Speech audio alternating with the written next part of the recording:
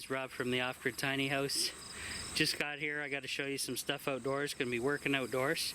First, tiny house has a small visitor, but fairly big and rare for Canada. Pretty rare anyway. We got a got my sunglasses on, so let's see if the camera can focus here. Got a praying mantis, and I'm gonna turn so he doesn't get alarmed too much. But look at that giant hanging out on the off-grid tiny house here. God, these glasses are sunglasses from the Dollar Tree or something else. These are like, they say they're polarized, but I don't think they fit they don't form fit to my head very well. It's kind of one of these Chinese deals where it's, you know, junk. Really don't like this pair. But it was only $1 and I needed a pair of sunglasses because my other one's busted after how many years. And they were from the Dollar Tree as well. But couldn't find the same ones. But there you go. So he's hanging out. First I got to show you this, guys. So before I show you what's going on down here, you guys see this aluminum tape that I put up here? So it's come off, pulled off of the trailer a little bit.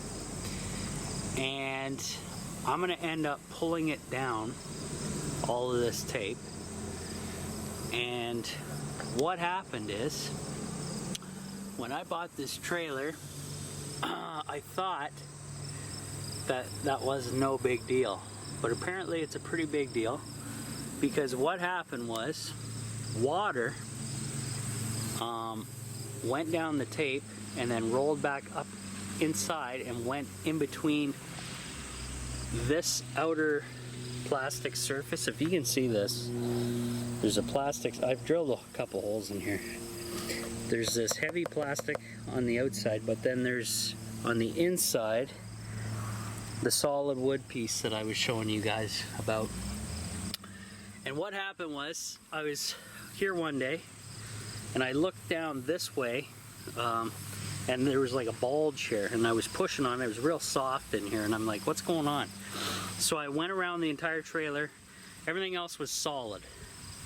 So I'm figuring, what's going on? So I didn't film it, and I really should have, because my dad was here, and I didn't have, well, we came over, I didn't have my camera with me.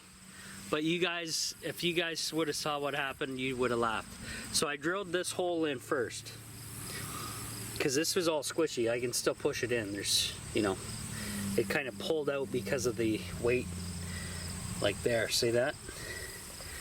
But what happened was, water was getting in there and filled this cavity up full of water. So there was water trapped between this plastic layer and then the inside wooden layer. Now I got absolutely zero water inside the tiny house. The water was trapped in between two different layers of wall. So when I first drilled this hole, the water pissed onto the ground out to here for a good 2 minutes straight. And then I started popping in more holes lower, and you can see all that rust, nasty, whatever. So it's been a couple days with all these holes punched in. I've let it dry out pretty well, and I brought some silicone. So what I want to do, get the ladder out, I'm going to rip this aluminum foil down.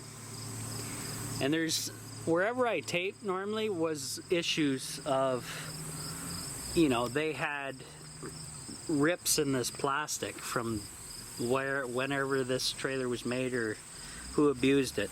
So I'm going to take the clear silicone and hopefully seal all this crap without using tape. And then I'm going to use this clear silicone and fill in these holes, obviously, because we don't want any more water getting in. And then look at the nasty crap that dried out here.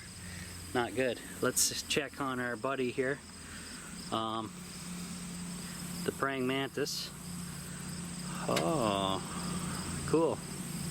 So that's kind of neat. I got a lot of critters around the off-grid tiny house. I've seen rabbits out here. I've seen, well, mostly birds, but a lot of critters. But I'll show you over here, guys. This is a really good example of what I'm kind of talking about with those kind of scrapes in the trailer. Here we go. So here's some damage here. Now this isn't as bad as over there where water leaked in, but I'm gonna hit this as well with some silicone. I think I did here a little bit, but I'm gonna go over this again because this was scraped up again when I had the trailer, and I thought by painting it it would do its thing. So this one kind of held up, so it's not pierced as bad as the other one. Plus I have my rain gutters up here catching most of the water now too, so no water actually really runs down this wall.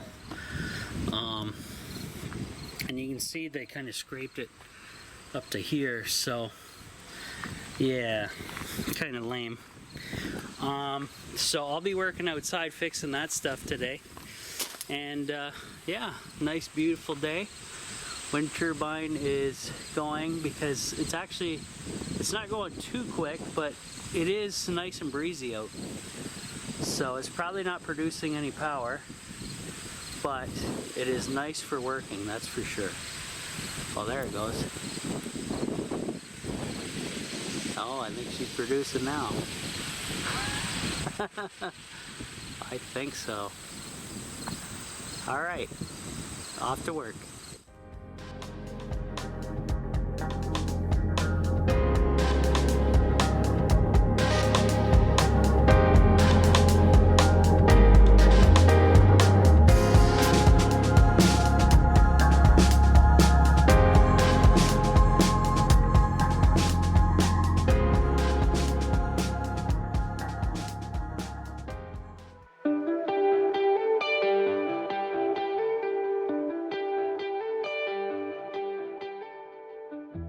Well guys, that was absolutely what happened.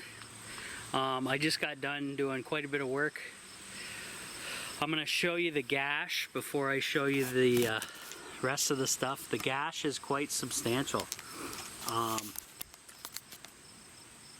My memory must be going, but I don't remember it being that big. But it was, so I'm going to take you up on the ladder.